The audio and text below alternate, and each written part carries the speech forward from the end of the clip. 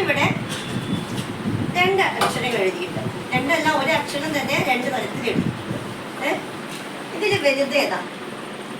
സജ്ജ പറയും. വലുത് ഞാൻ പറയുന്നതാണ്. വലിയ അക്ഷരം ഏതാ ഇതില് വലുത്? ഇതാണോ പറഞ്ഞല്ലോ.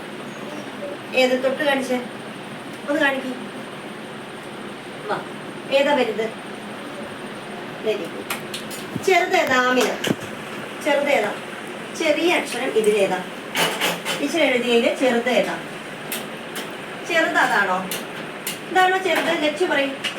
ചെറിയ അക്ഷരം അത്. Very good. അപ്പൊ മനസ്സിലായോ? വലിയ അക്ഷരാണ് ഇതിലെ. ഇത് വലുതല്ലേ, ഇത് ചെറുതാണ് അല്ലെ.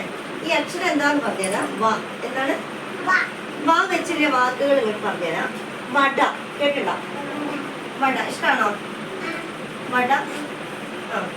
പിന്നെ വള. എന്താണ്? ഇഷ്ടാണോ?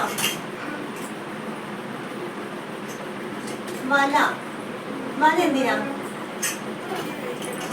വല എന്തിനു വേണ്ടിട്ടാ നമ്മൾ വല എന്തിനാ ഉപയോഗിക്കുക? വട എന്താ?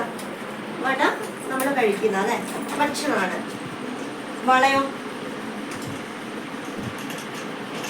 നേരെ സജ്ജ നേരെ കാറ്റാണ്. വള നമ്മൾ ഇടുന്ന അല്ലേ, വള എന്ന് പറഞ്ഞാൽ ആഭരണമാണ് അല്ലേ, കൈപ്പെട്ട്. വല എന്താ? ആർക്കെങ്കിലും അറിയോ വല എന്താണ്? എന്തിനാ വല ഉപയോഗിക്കാം? അറിയോ എന്തിനാ? ബീച്ച് സൈഡ് ആണെങ്കിൽ വേഗം വിളിച്ച് പറഞ്ഞിട്ടുണ്ടാവും വല എന്തിനാണിത്. നിങ്ങൾക്ക് അറിയോ വല എന്തിനാണ്? നമ്മൾ വല എന്തിനു വേണ്ടിയിട്ടാണ് കൊണ്ടുപോവാ? പുഴേൻ്റെ അടുത്തേക്ക്, കടലിൻ്റെ അടുത്തേക്ക് കൊണ്ടുപോകും. എന്തിനു വേണ്ടിയിട്ടാ? എന്തിനു വേണ്ടിയിട്ടാ? ലച്ചു ഷെൻസ പറയും, എന്തിനാ വല ഉപയോഗിക്കാം? എന്തിനു വേണ്ടിയിട്ടാ അറിയോ? മീൻ പിടിക്കാൻ അല്ലേ, മീൻ പിടിക്കാൻ വേണ്ടിയിട്ടാണ് വല ഉപയോഗിക്കുക കേട്ടോ. മറക്കരുത്. അപ്പൊ വട എന്താ? വട മീൻ പിടിക്കാനോ? ആ വട എറിഞ്ഞു കൊടുത്തിട്ടാ മീൻ പിടിക്കാം. അപ്പൊ മീൻ ഇങ്ങനെ വരുമോ വട പിടിക്കാൻ വേണ്ടിട്ട്? വട എന്താ? മീൻ പിടിക്കാനോ?